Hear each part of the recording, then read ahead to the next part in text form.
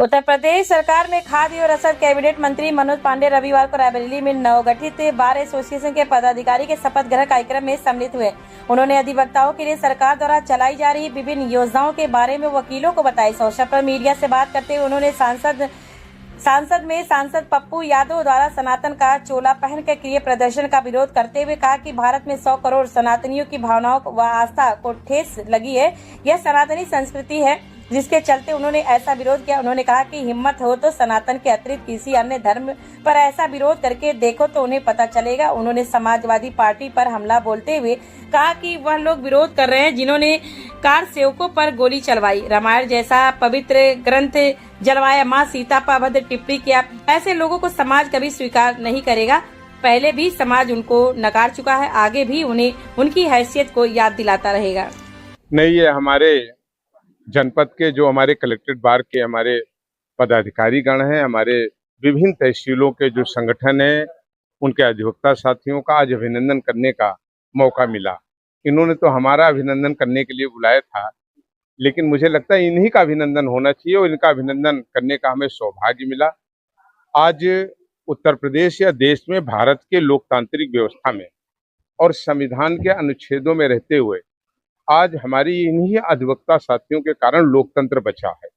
इन्हीं के कारण लोगों को न्याय मिल पाता है और जो कहीं नहीं न्याय पाता उनके लिए हमारे ये अधिवक्ता साथी बिना इसकी परवाह किए हुए कि कौन कितनी फीस देता है या नहीं देता है, केवल इस भावना से कि वो न्याय के पुजारी हैं, न्याय के मंदिर के सिपाही हैं, अपने उस कर्तव्य का पालन हमारे अधिवक्ता साथी करते हैं। मुझे बहुत गौरव है, मुझे बहुत खुशी है कि अपने न्याय के मंदिर के इन पुजारियों का सम्मान करने का हमें अवसर मिला है।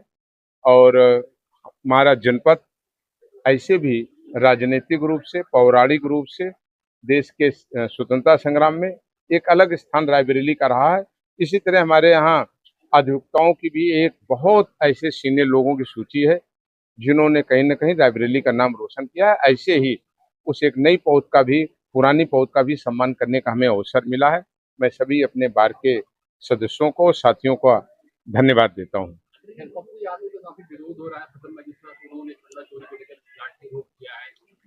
नहीं, मैंने इसकी बहुत स्पष्ट, इस पे मैंने जो मेरे विचार थे मैंने परसों दे दिया।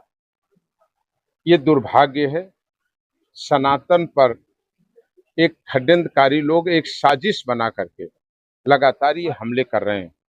उसी हमले का एक परिणाम था और मैं कहना चाहता हूं, जिन लोगों ने हमारे सनातन शास्त्र, धर्म और आस्था पर, कुछ ऐसे लोगों ने वो गेरुआ वस्त्र पहन करके जो मैसेज देने का काम किया, मैं उनसे पूछना चाहता हूं क्या उनकी हैसियत है? उनकी ये हैसियत हो कि वो दूसरे धर्म का भी चोला पहन करके इसी तरह संसद में पहुंच जाते और उसका विरोध करते? ये हैसियत नहीं है। लेकिन अगर वो समझते हैं कि भारत का 100 करोड़ सनातनी वो इसे स्वीकार करेगा तो कभी स्वीकार नहीं करेगा। और वो लोग ये बात कर रहे हैं जिन्होंने कार सेवकों पर गोली चलवाई, वो लोग बात कर रहे हैं जिन्होंने रामचरितमानस को जलवाया, वो लोग बात कर रहे हैं जिन्होंने भगवान राम के अस्तित्व से इनकार किया, वो लोग इसका विरोध कर रहे हैं जिन्होंने माँ सीता के बारे में गलत बात कही, और वो लोग बोल रहे हैं जिन्होंने भारत के तमाम हमारे पुराण ग्रंथ और हमारे शास्त्रों का हरदम अपमान किया। इन्हें ये अधिकार नहीं है और ये लोग बाज आए। ये दुखद है, दुर्भाग्यशाली है कि भारत में रहने वाले 135 करोड़ में 100 करोड़ सनातनियों का अपमान करने की कुचेष्टा बार बार ऐसे आसुरी शक्तियों द्वारा किया जाता है। लेकिन सनातनी इकट्ठा है और समय आने पे इस लोकतंत्र में जो उसको अधिकार है उसमें वो उनको माकूल जवाब पहले भी दिया है, पश्चिम बंगाल में भी दिया है और आने वाले दिनों में उत्तर प्रदेश में भी इसका जवाब उन्हें देने का काम करेंगे।